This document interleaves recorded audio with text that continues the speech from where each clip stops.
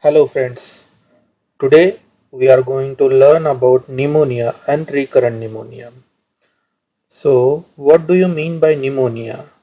Pneumonia is nothing but inflammation of lung parenchyma, which is maybe due to infection, due to hypersensitivity, due to aspiration, due to radiation, or due to drug induction. The most common cause of death in children below 5 years old is pneumonia. It is sad, but it's only true. It contributes 33% of death in LMICs. LMICs means lower and middle income countries. You can see here below 5 years old, the most common cause of death is pneumonia. After that comes diarrhea and neonatal sepsis. Okay, there is a very close link between poverty and pneumonia. Why it is? Because the living standard is very much important for the pneumonia to develop. Overcrowding is much more important topic. Then 99% of pneumonia contribution comes from LMICs, mainly Africa and then South Africa. I already told you what is pneumonia. Pneumonia is inflammation of lung parenchyma. And the causes of pneumonia are infection, hypersensitivity, aspiration, radiation, and drug induced. Normally, what happens when infection causes pneumonia, then only we call it as pneumonia. Pneumonia. Otherwise, all these four will lead to pneumonitis,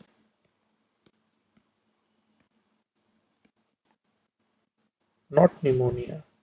So, if patient, you have one patient who is having foreign body aspiration and comes to your side with having bi unilateral opacity or consolidation or any lung changes, you can call it as aspiration pneumonitis, not aspiration pneumonia. Then what are the causes of pneumonia? In, in turn, infection, there are two causes of pneumonia. First one is what? Viral pneumonia. Viral pneumonia. Second is what? Bacterial pneumonia. In my residency, I always think that why we start antibiotics for a viral pneumonia? Why don't you start antiviral only? What are the cause? When I read Nielsen, then only I appreciated the cause. Okay, post graduation is not spoon feeding. You have to find your own answer for that. So try to read the books. Okay, for that we need to know the differences between viral pneumonia and bacterial pneumonia. In turn, I'll change my pen. Okay, coming towards the viral pneumonia. What is the initially we will see what is the pathophysiology, then we will understand what are the signs and symptoms associated with viral pneumonia. What viral pneumonia causes? Viruses are getting invaded directly to the respiratory epithelium, which lead to swelling, secretions, and cellular debris. If there is obstruction to the airway, what it will cause? It will cause wheeze. Okay, wheeze. Whenever there is obstruction, it will cause wheeze. And while in bacterial infection, it is of two types, which is due to direct infection and second one is due to bacteremia. If patient is having sepsis, then that patient could develop pneumonia due to what? Bacteremia. Okay, and the pathogenesis of each bacteria is depends on their variety. Okay, viral pneumonia is most commonly seen in young children with smaller airways. Okay, and coming towards the epidemics, here is viral, here is bacterial.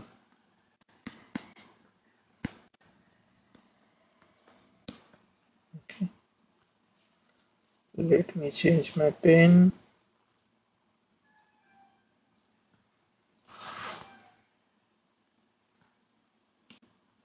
Okay, viral pneumonia onset is gradual onset,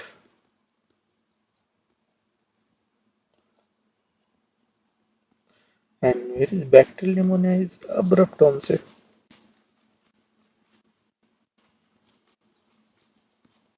It is not always true because if patient is having viral pneumonia which superadded with bacterial pneumonia, that then the onset would be gradual onset. Okay, viral pneumonia is more common than bacterial pneumonia. Then patient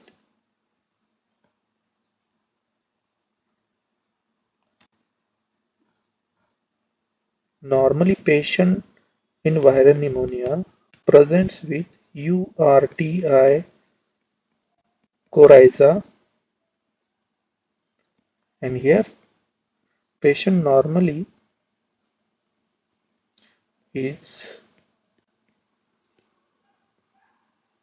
presented with septicemia.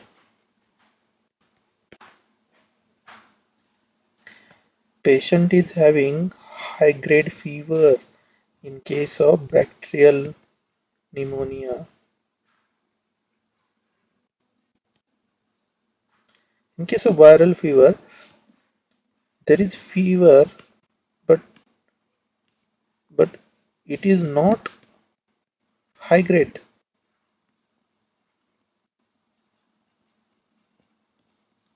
Okay, then patient is toxic in case of bacterial pneumonia and less toxic or absent of toxicity is seen in viral pneumonia. Then respiratory distress in that tachypnea is most consistent finding in both of these, both viral pneumonia and bacterial pneumonia. But in particularly lung signs, wheeze is more common in the viral pneumonia and crackles or crepitation is present in what? Bacterial pneumonia.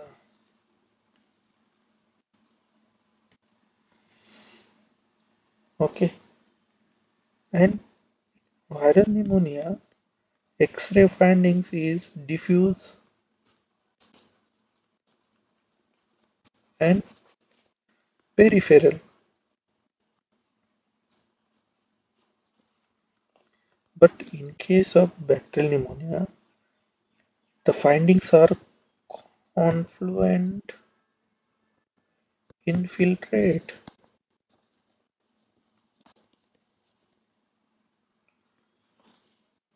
pleural involvement.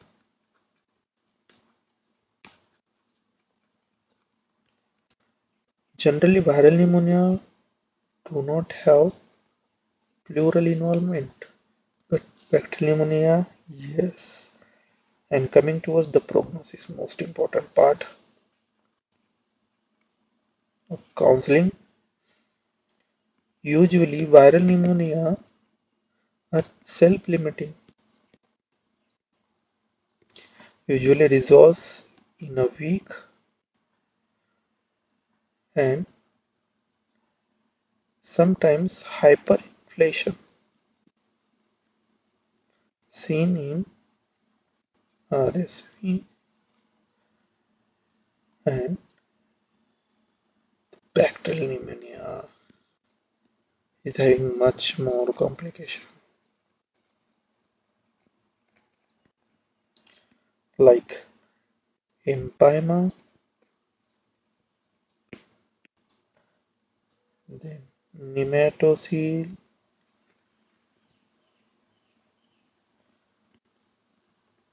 then pleural effusion,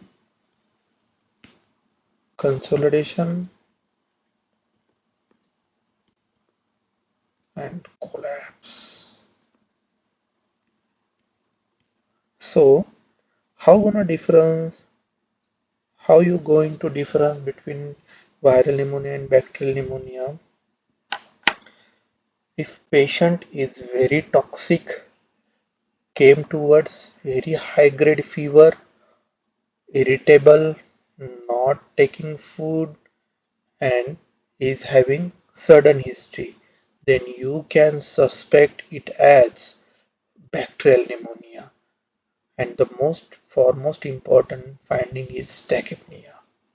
Okay, you may having silent chest in that because in case of atypical pneumonia, there are more symptoms than sign.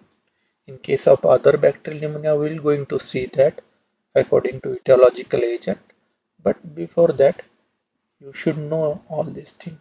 If patient coming with chronic history of sore throat, coryza, running nose, having no fever, is playful but having tachypnea, then you can suspect viral pneumonia. But the point is, even though you are suspecting viral pneumonia, you should start antibiotics in this case because the measles, which is causing pneumonia, is more prone for secondary bacterial infection, which causes more complications.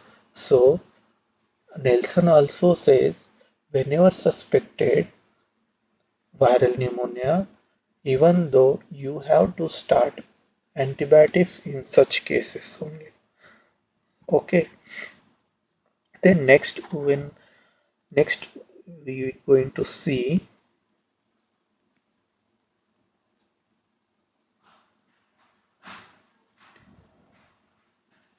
etiological agent wise pneumonia.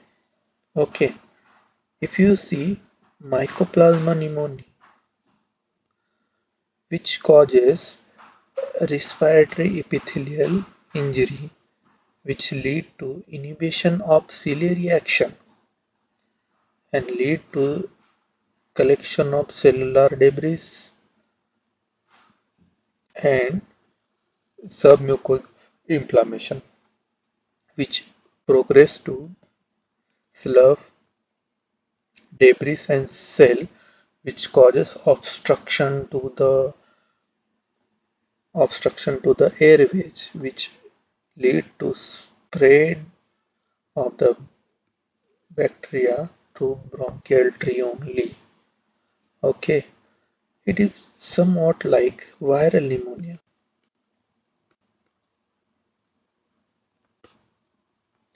Viral pneumonia also causes the same, which directly invades respiratory epithelium, which decreases the ciliary action, which will lead to slub and debris formation and obstruction. But the, the pathogenesis of viral and mycoplasma pneumonia is same. Viral pneumonia occurs in different age group and atypical pneumonia occurs in different age group. That's why it is very important to know the age group in pneumonia patient.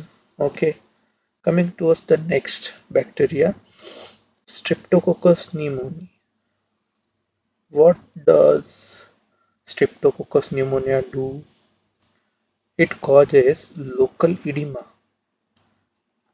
and local edema causes obstruction of the bronchial tree, which lead to proliferation of the organism, and it will spread to adjacent portion.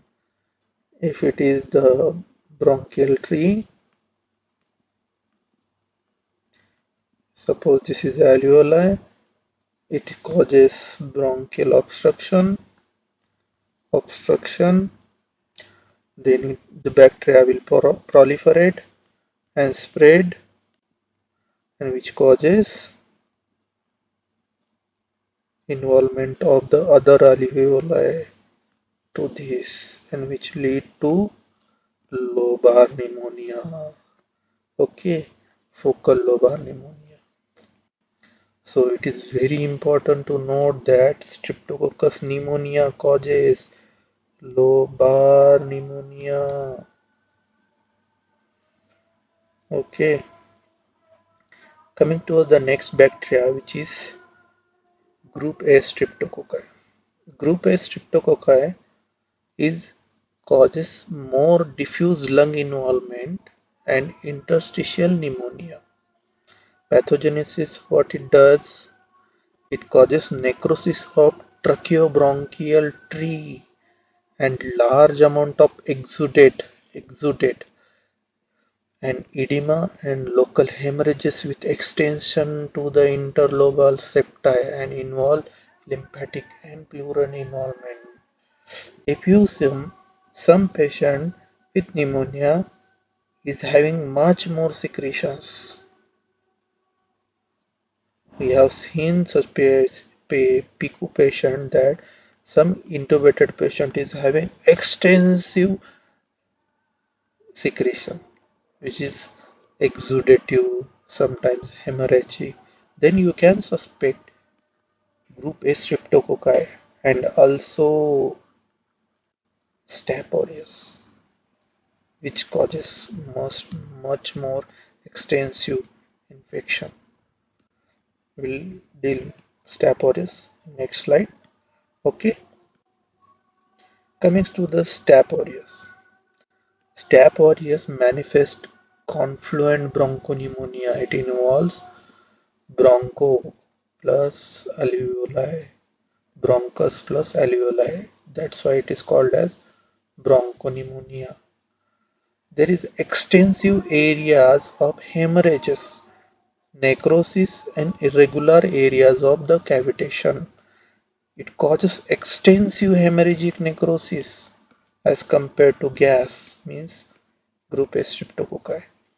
An irregular area of cavitation which lead to nematocele formation, emphysematous changes at the time of the bronchopulmonary fistula occurs, and the bacterial and this bacteria causing this pleural effusion in complication, emphysematous changes.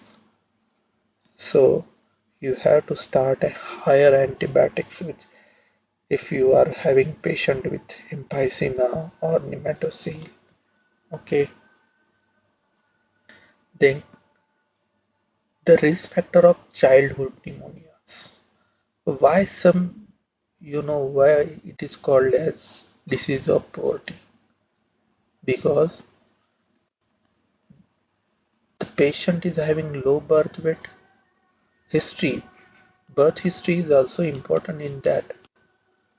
Patient having low birth weight, patient having SAM, patient having vitamin A deficiency, patient didn't get breastfeeding properly, patient is having large family and overcrowding, patient is having indoor pollution, some people is having chula in their home which cause pollution, which lead to indoor air pollution, which lead to pneumonia, and the higher birth order and history of bronchiolitis and immunodeficiency like HIV/AIDS. These are the risk factor of childhood pneumonias. Okay. And the next, according to age of the patient, pneumonias are divided into less than 3 weeks, 3 weeks to 4 years, and more than 5 years. Okay, Nelson gives 4 age group, but for simplification purpose, I'll tell you why I have taken only 3 classification. Nelson gives neonate, which is less than 3 week, 3 week to 4 month, sorry, less than 4 months, that is completed 3 months, and 4 months to 4 years, completed 4 years, and patient is more than equal to 5 years. These are the 4 age group Nelson took.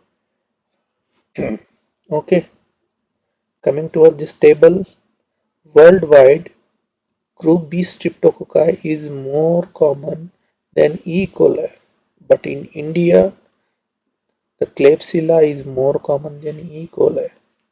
Okay, group B streptococci is more common in worldwide. It is given in Nelson.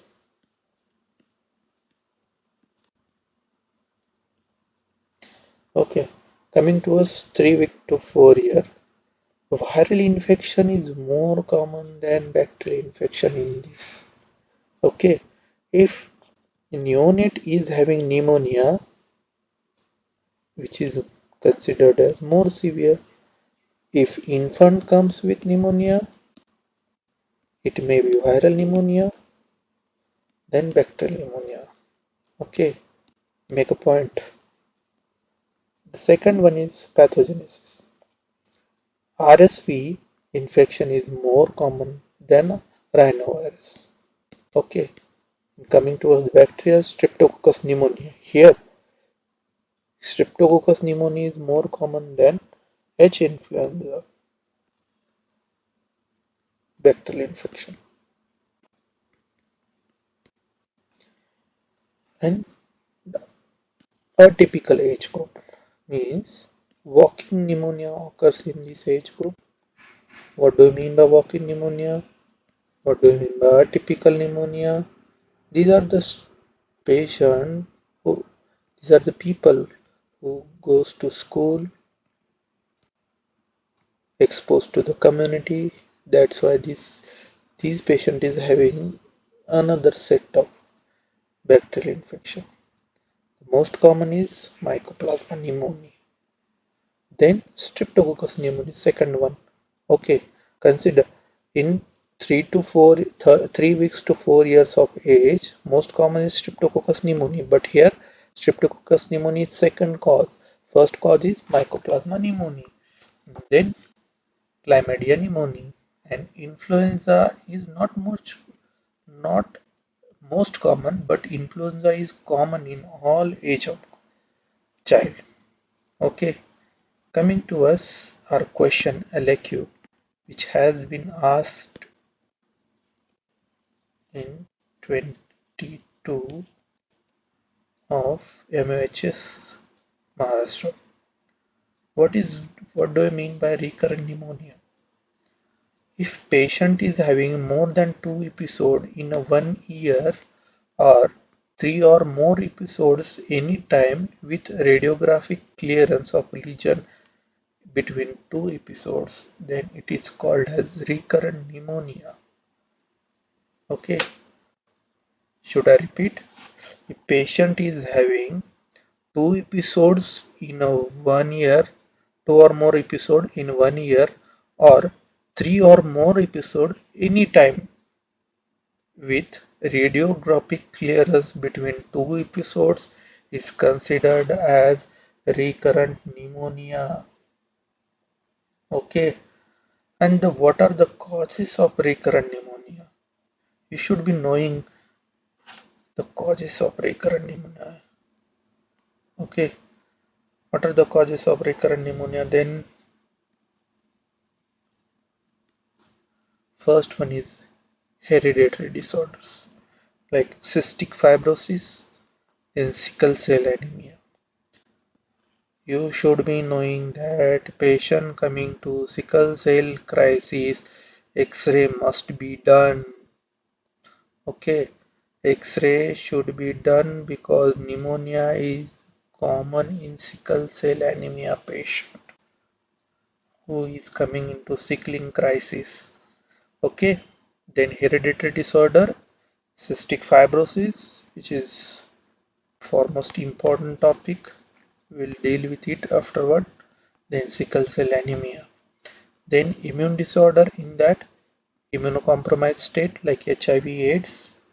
Second is severe combined immunodeficiency disease, chronic combined immunodeficiency disease. Then Bruton's agammaglobulinemia, hyper IgE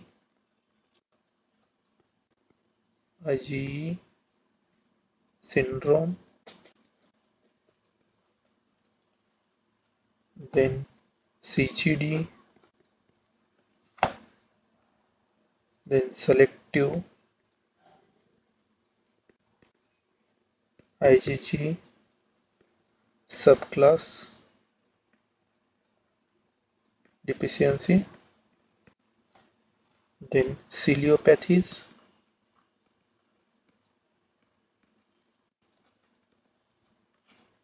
in that Cartaginer syndrome,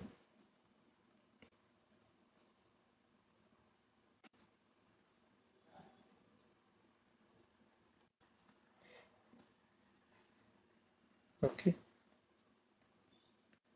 I know there was a patient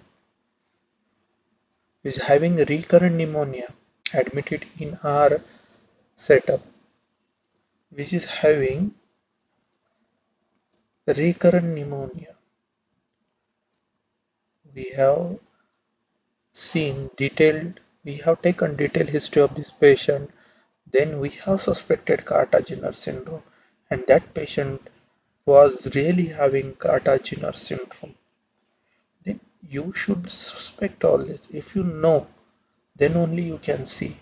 That's why if patient is having recurrent pneumonia in single year, it's having more than two episode, more than equal to two episodes of pneumonia, then you should rule anatomical disorders like CCAM, pulmonary sequestration, lobar emphysematous changes,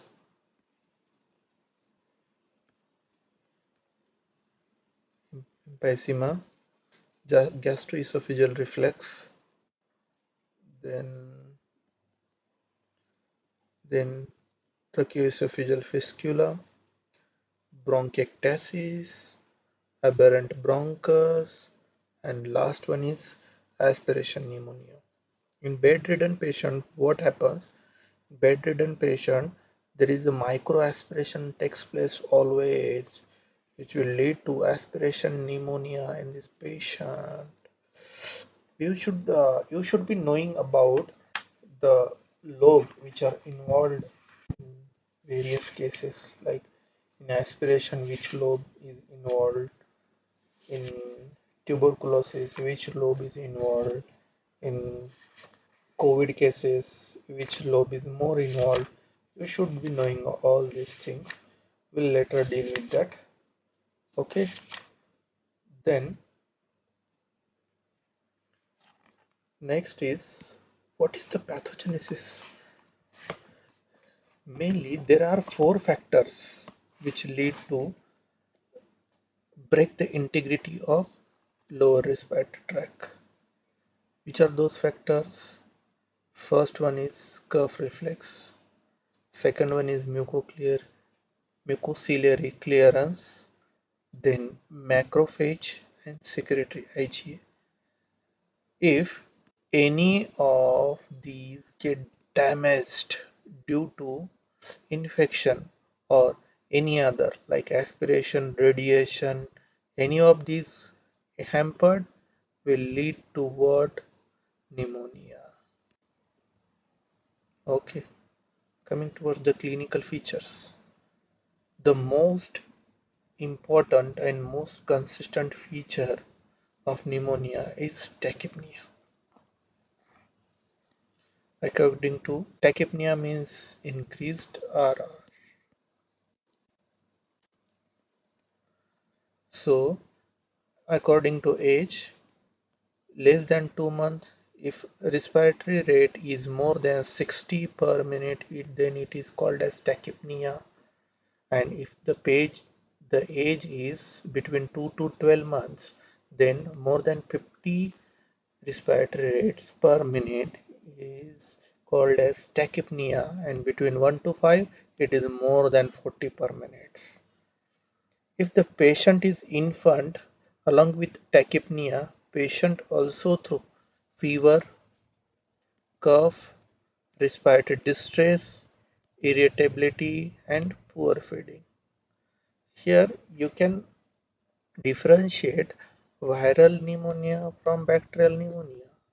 We have already dealt with that. Many of the patient will have diarrhea, vomiting, and abdominal distension along with all these respiratory symptoms. Okay, sometimes abdominal pain is there. I'll tell you why there is abdominal pain. In case of older child, there is fever, cough, chest pain, tachypnea, and tenderness. Tenderness should be present on that site of involvement of that chest. Along with, there is a tendency to lie on one side with knee pulled close to the chest, means the pleuritic pain. Patient tries to decrease pleuritic pain by reducing the rubbing of that pleura, visceral pleura and parietal pleura rubs, which cause chest pain. So patient tries to decrease that. And why there is abdominal pain? Because of the lower lobe of lung, when it is involved, lead to abdominal pain. Okay, and meningism. In pneumococcal pneumonia patient, involvement of upper lobe of lung occurs, and that will leads to meningism. Okay,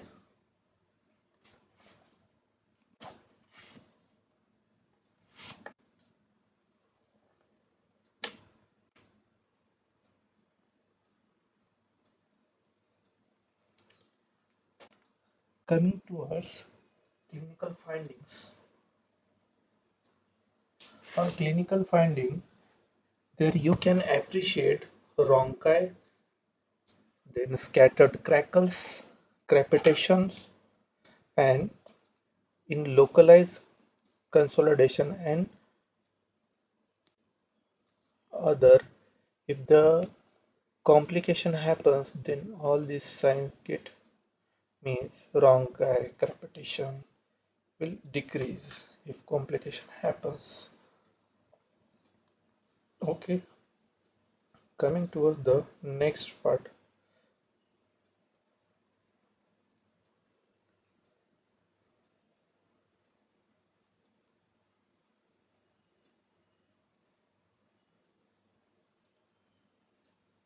What is IMNCA and WHO? Do you know what is IMNCA? IMNCA is nothing but integrated management of childhood illnesses. Okay, IMCI, IMNCI plus WHO defines pneumonia as increased RR.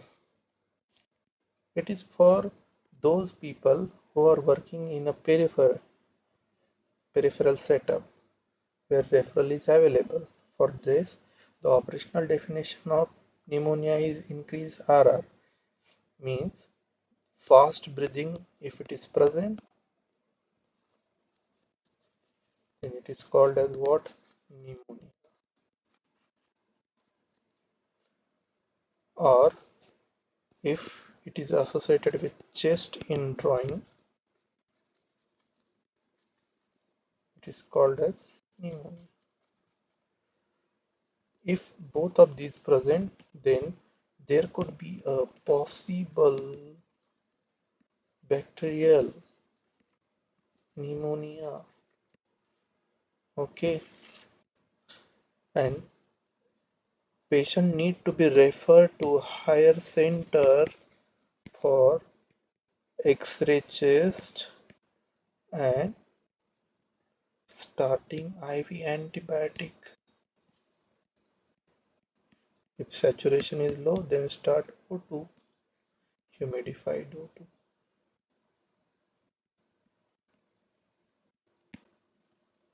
Okay, IV antibiotic, then O2. Some guidelines says, that is PIDS guideline says, Nelson says that there is no need of X-ray chest for starting treatment. What Nelson says, patient with uncomplicated pneumonia, moreover, current PIDS and IDSA guidelines do not recommend that chest radiograph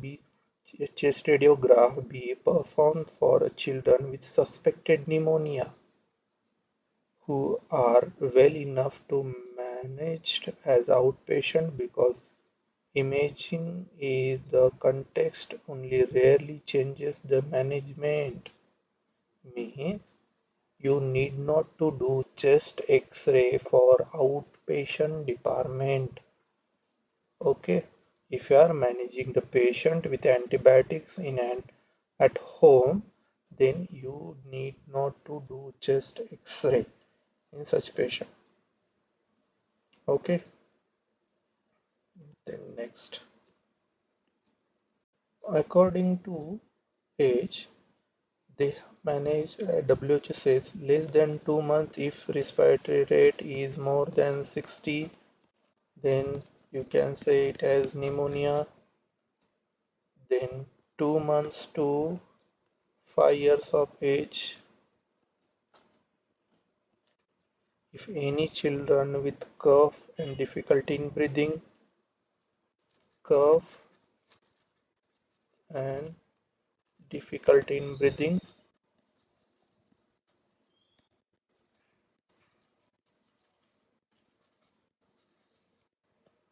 first, if it has tachypnea, you can say it as pneumonia, or associated with chest injury, then it could be pneumonia. Or third one, if patient has any of the following danger signs, then you can call it as severe pneumonia. What are these danger signs included?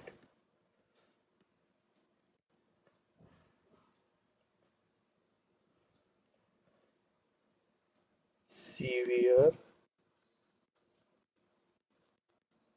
PF, persistent vomiting,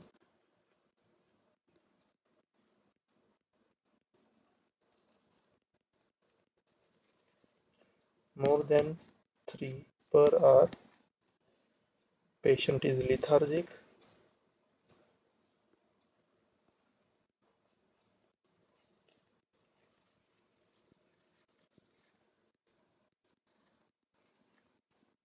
that is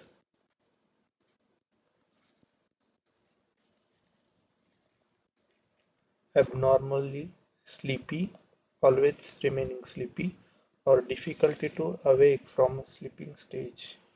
Patient developed convulsions, poor feeding, stridor at rest. then you can say the patient could have severe pneumonia.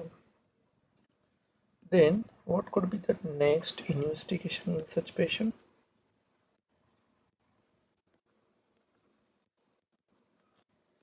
You need to do chest X-ray, both PA view and lateral. Chest X-ray could show not only consolidation or infiltrate but also complications like pleural effusion. Okay, you can identify the etiological agent from the X-ray also. If you are suspecting viral pneumonia, let me take Nielsen over here to show you images. If the patient is having viral pneumonia, there could be hyperinflation. There is a this is hyperinflation. Let me check one. Okay, just a minute.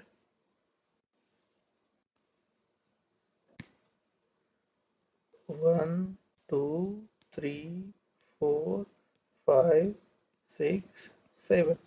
So it is hyperinflated.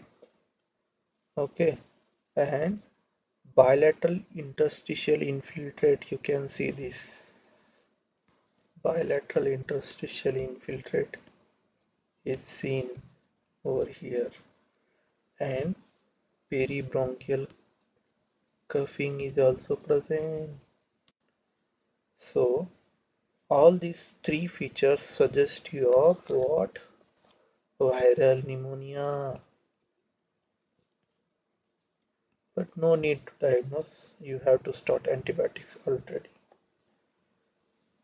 If patient is having bacterial pneumonia, then you can say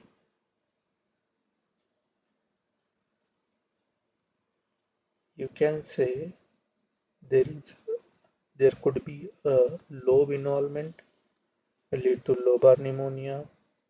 Okay, prominent bronchoscalar margins lead to bronchopneumonia, which is a staphylococcal involvement. Okay, in this case, the lobe is involved, which is due to pneumococcus, streptococcus pneumonia, which causes lobar pneumonia. Okay, and what are the investigation for blood? What are the next investigation you can do? CBC, CRP, Procal. In CBC picture, you can see increased TLC count. In viral, it is 10 to 15,000, but lymphocytic predominant. In case of bacterial, it is 20 to 40,000, which is neutrophilic predominant. Okay, and then next CRP, which is raised, then Procal is the inflammatory marker, which is also raised, and the other investigation like portable UHG, which is highly sensitive and specific for diagnosing pneumonia in children by determining lung consolidation and air bronchogram or effusion. In case of complication, if patient refer to your side after taking admission in many hospital, then that patient could have complication of pneumonia. So in tertiary care setup, you should have portable handheld USG to detect the complications like broncho, like lung consolidation, pleural effusion, like that. Then in other investigation, you need to do PCR for viral detection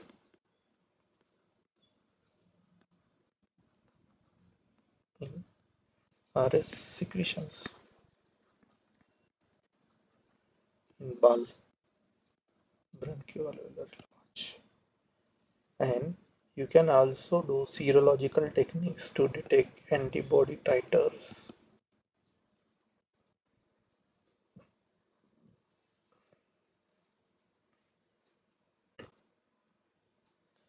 Coming towards the complications,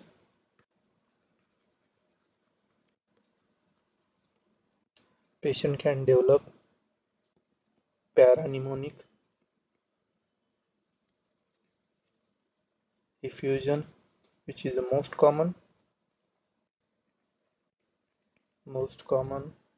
can develop empyema,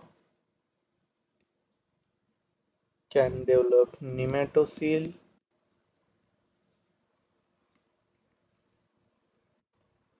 can develop pneumothorax.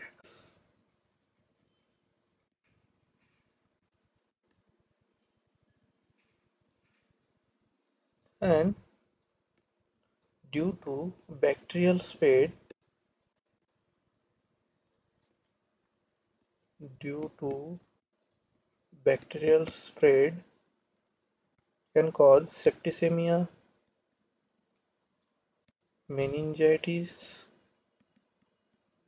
brain abscess, osteomyelitis,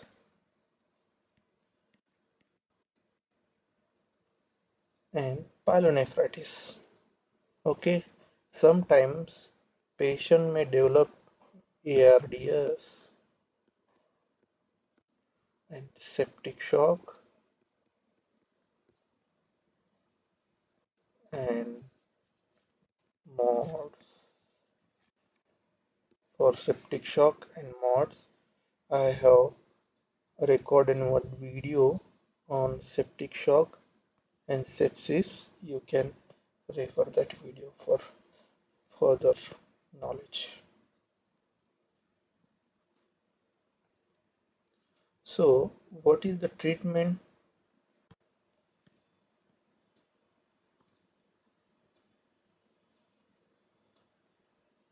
Treatment is, let me take next slide.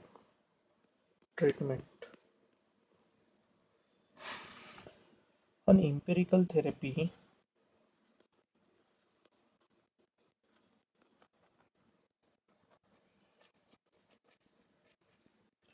on OPD basis, drug of choice is amoxicillin. Nielsen says 90 mg per kg per day in 2 divided dosage. Okay, sometimes you can give it as TDS or BD dose. Okay, then what is severe pneumonia? It is given for 5 days plus supportive management. You should start always in supportive management zinc along with antibiotics. If patient is less than 12 months old, start zinc 10 mg OD. If patient is more than 1 year, then start 20 mg zinc for 7 days. Okay. If patient requires CPAP, start bubble CPAP also. Okay. In case of severe pneumonia,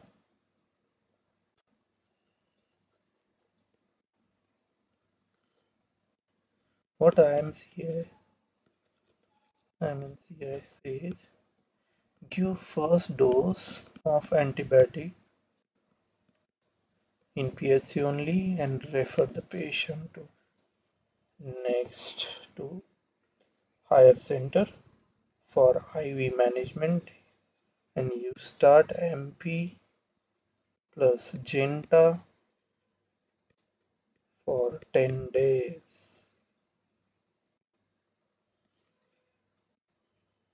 When to stop antibiotics? 10 days or patient is afebrile for 72 hours, then you can stop antibiotics. And if you want specific therapy like etiological agent, if you are known, then you have to start according to the etiological agent like bacterial agent. If you are dealing with Streptococcus pneumoniae,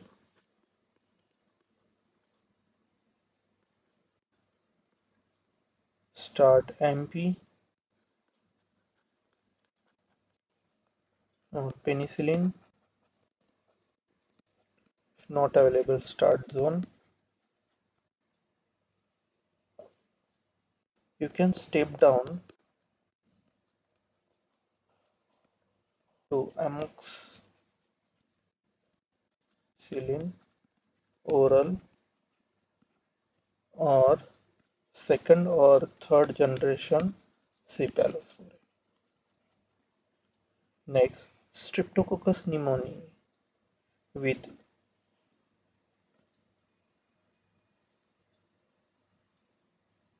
other complication.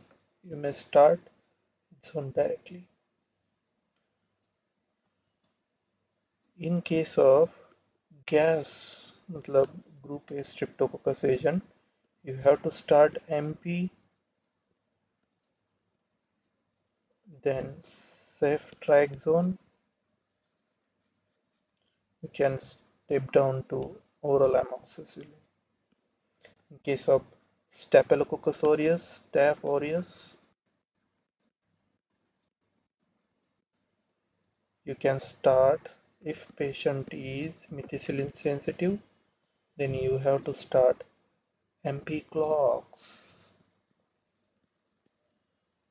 that is cloxacillin, and step down to cephalexin or clindamycin. Cephalexin or clindamycin.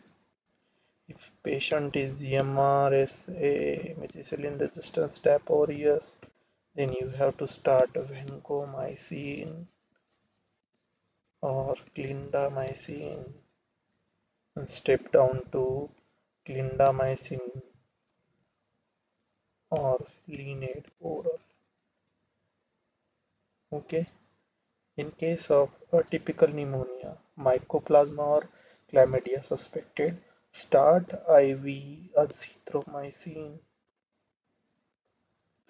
First dose is 10 mg per kg or day 1, and after that 5 mg per kg on day 2 and day 2 to day 5 ODE. Okay. Then if IV dosing is given for 2 days, you can step down on oral azithromycin.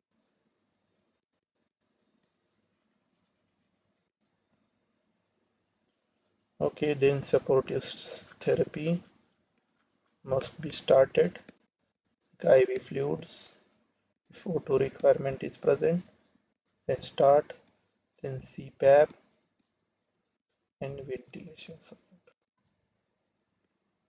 Okay, coming towards next.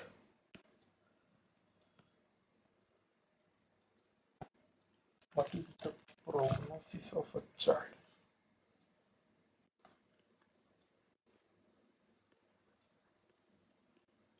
This is the most important, I think, part of this session.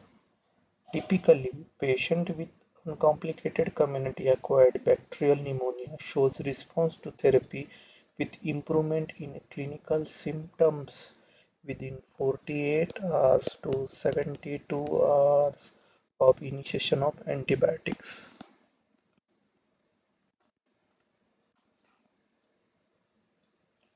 Radiographic evidence of improvement lags substantially behind the clinical improvement.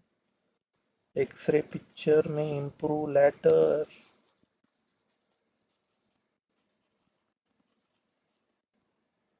A number of possibilities must be considered when a patient does not improve with the appropriate antibiotics, such as complications, pleural effusion, empyema, bacterial resistance, non-bacterial etiologies such as virus, fungi, aspiration of foreign bodies and food, then bronchial obstruction from endobronchial lesions, pre-existing disease such as immunodeficiencies like Cartaginer syndrome, that is ciliary dyskinesia, cystic fibrosis, pulmonary sequestration. Other non-infectious causes like hypersensitivity pneumonitis, eosinophilic pneumonia, or granulomatosis with polyangiitis, formerly called as Wegener syndrome. If the patient is not responding to therapy, you should take first chest X-ray. If if it if it is gives any clues, then start treatment accordingly. Or next step is do BAL, bronchoalveolar lavage, with respiratory failure. Then you can do HRCT, which identifies the complication and the anatomical reason of poor response of a therapy. The mortality from the community-acquired pneumonia in developed country is rare. Most children with pneumonia do not experience long-term pulmonary sequelae. Okay, then we'll end this topic. I think you all better know about pneumonia henceforth. Okay, friends, goodbye.